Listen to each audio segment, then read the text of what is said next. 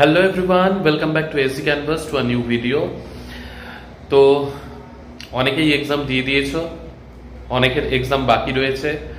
আজকে 22nd of May, তো 23rd of May তেও অনেকেরই এক্সাম রয়েছে, তো 28th পর্যন্ত এক্সাম রয়েছে।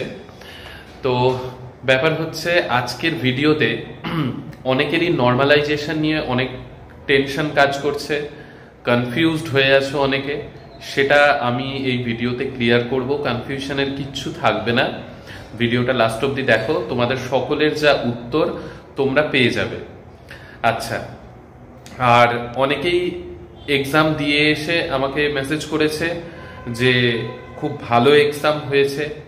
একজনের আজকে মেসেজ তো দেখলাম যে 128 অ্যাটেম্প্ট করেছে, 128 পুরো কারেক্ট, দেন বাকিগুলো কিছু গেস করেছে, খুবই ভালো কথা। তো সকলেই স্টেট মোটামুটি কোয়ালিফাই করে যাবে, টেনশনের কিছু নেই। এবার ব্যাপার হচ্ছে নর্মালাইজেশন অ্যাকচুয়ালি ব্যাপারটা কি, বা সেক্ষেত্রে কি হতে পারে পসিবিলিটি, অনেকেই কনফিউজড, তো সেটা আমি ক্লিয়ার করি আগে।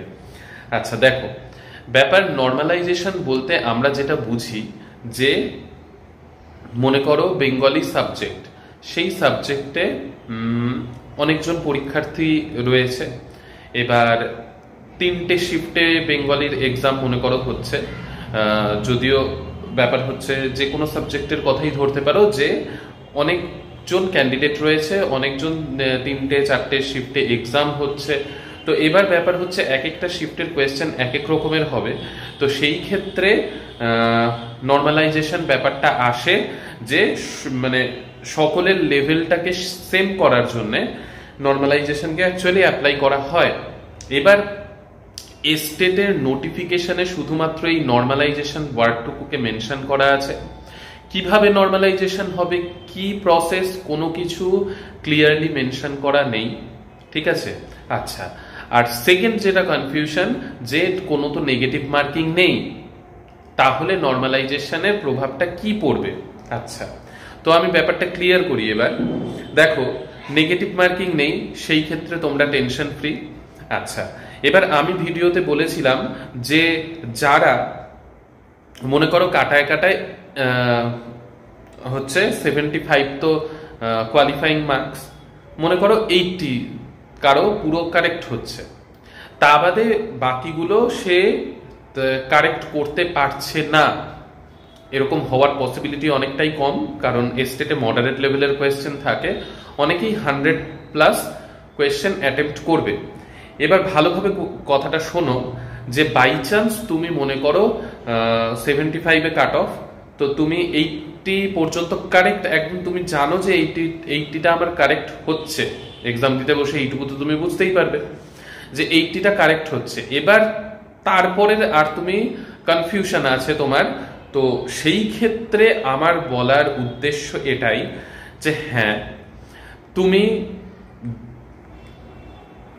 10-12টা কোয়েশ্চেন অ্যাটেম্প্ট করে দিলে গেস করে, ঠিক আছে।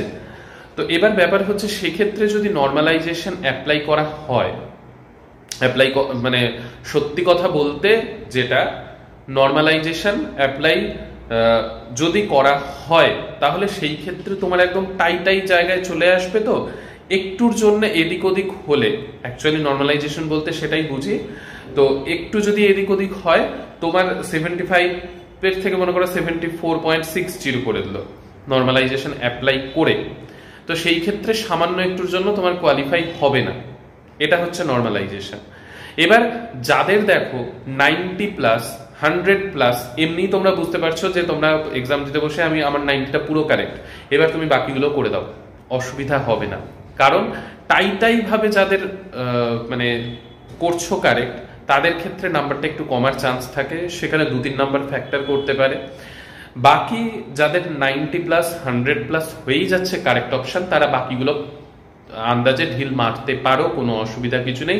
সেক্ষেত্রে নর্মালাইজেশনও যদি অ্যাপ্লাই হয়, খুব বেশি নাম্বারের হেরফের হবে না, সেই ক্ষেত্রে তোমরা এমনিও কোয়ালিফাই করবে, অমনিও কোয়ালিফাই করবে। আর বারবার করে একটাই কথা বলছি, স্টেট কোয়ালিফাইং নেচারের, বেশি টেনশনের কিছু নেই। হ্যাঁ, নেগেটিভ মার্কিং নেই, শুধুমাত্র যারা একদম মনে করো 78টা কারেক্ট, তো সেই ক্ষেত্রে খুব বেশি যদি ভুল করে আসো, নর্মালাইজেশন যদি অ্যাপ্লাই করে দেয়া হয়, সেই ক্ষেত্রে নর্মালাইজেশনের জন্য একটু নাম্বারের কমবে 1-2 নাম্বার। তো সেই ক্ষেত্রে খুব একটা মানে তোমার পসিবিলিটির মধ্যে ব্যাপারটা চলে আসবে যে হবে কি হবে না। তো সেই টেনশন থেকে ফ্রি থাকার জন্য আমার কথাটা বলা। যাদের এরকম সিচুয়েশন হচ্ছে তারা খুব বেশি আন্দাজে ঢিল মেরো না, আর যাদের 90-র ওপর ঠিক হয়ে যাচ্ছে তারা বাকি সব কোয়েশ্চেনগুলো আন্দাজে ঢিল মেরে দাও, সেই ক্ষেত্রে খুব একটা নাম্বারের হেরফের হবে না। 1-2 নম্বরও যদি এদিক ওদিক হয় 75-এর থেকে অনেকটাই ওপরে থাকছে, মানে মোট কথা কোয়ালিফাইটা করো। স্টেটে কোয়ালিফাই না করলে তো বিপিএসসি তে বসতে পারবে না, বিপিএসসি তে না বসতে পারলে টিআরই 4-এ বসতে পারবে না, তাহলে তার পরেরটায় আবার চলে যেতে হবে। তো সেই জায়গাটা যাতে কোনোভাবেই না হয় তার জন্য আমার এই কথাটা বলা। তো আশা করি সকলে বুঝতে পারলে। তো তোমরা হ্যাঁ 150টা কোয়েশ্চেন অবশ্যই অ্যাটেম্প্ট করে আসতে পারো, তবে এই কথাটা একটু মাথায় রেখো এক্সামের আগে, ঠিক আছে? আচ্ছা, এবার ব্যাপার হচ্ছে অনেকের পার্সেন্টেজ নিয়ে অনেক সমস্যা, তোমরা কনফিউজ হয়ে আছো যে দাদা ওভারঅল পার্সেন্টেজ, অনার্সের পার্সেন্টেজ কি করব।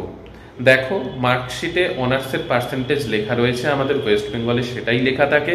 তুমি অনার্সের পার্সেন্টেজ দিয়ে স্টেটে যদি ফর্ম ফিল আপ করে থাকো কোনো সমস্যার কিছু নেই, নিশ্চিন্তে এক্সাম দাও।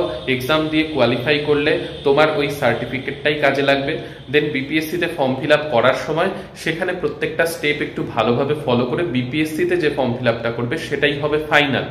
তো সেই ক্ষেত্রে একটু ঠান্ডা মাথায় বিপিএসসির ফর্ম ফিল আপ করতে হবে। সে বিপিএসসির যখন ফর্ম ফিল আপ হবে তখন আমি তোমাদেরকে গাইড করে দেব, ঠিক আছে? আচ্ছা, তাহলে এটা ব্যাপার গেল।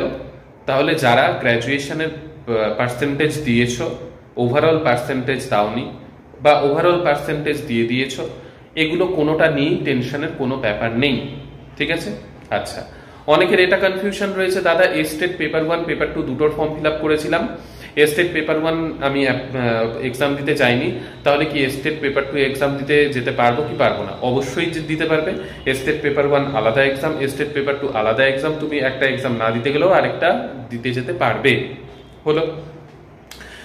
এবার একজনের একটা কনফিউশন ছিল, অ্যানসেন্ট হিস্ট্রি রয়েছে, তো সে পিজিটির জন্য তো শুধুমাত্র পিজিটির জন্য মানে পেপার 2 এর জন্য অ্যাপ্লাই করতে পারবে না, যেহেতু অ্যানসেন্ট হিস্ট্রি ছিল এমএ তে। তো সে পেপার 1 দিতে পারবে, কারণ পেপার 1-এ সোশ্যাল সায়েন্সের টিচার হিসেবে অ্যাপ্লাই করা যাবে। সেই ক্ষেত্রে সাবজেক্ট কম্বিনেশন ঠিক থাকলেই কোনো ভয়ের কোনো ব্যাপার নেই। বোঝা গেল? এবার বাকি রইল, অনেকে আমাকে জিজ্ঞাসা করছো যে যাদের এক্সাম এখনো হয়নি, যে আমি কি ইংলিশে কোয়েশ্চেন পাবো, কিসে কোয়েশ্চেন পাবো?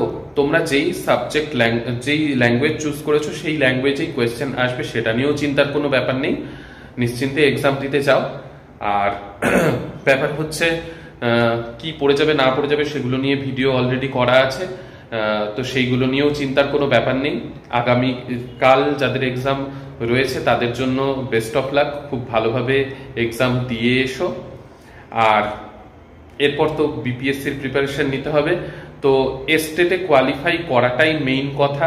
ভিডিওর লাস্টে আবার এই কথাটা আমি বলছি, স্টেটে কোয়ালিফাই করাটা মেইন কথা। তো কোয়ালিফাই সকলেই করে যাবে, এটা খুব একটা টাফ এক্সাম নয়। স্টেট সকলেই কোয়ালিফাই করেই যাবে। তো ঠান্ডা মাথায় এক্সাম দিয়ে এসো। আর কেমন হলো অনেকে যেমন জানাচ্ছে, আশা করব বাকিরাও জানাবে। তো ঠিক আছে, নেক্সট ভিডিওতে আবার তোমাদের সকলের সাথে দেখা হচ্ছে। ভালো লেগে থাকলে লাইক, শেয়ার, সাবস্ক্রাইব করে দিও। সুস্থ থেকো, ভালো থেকো, বাই।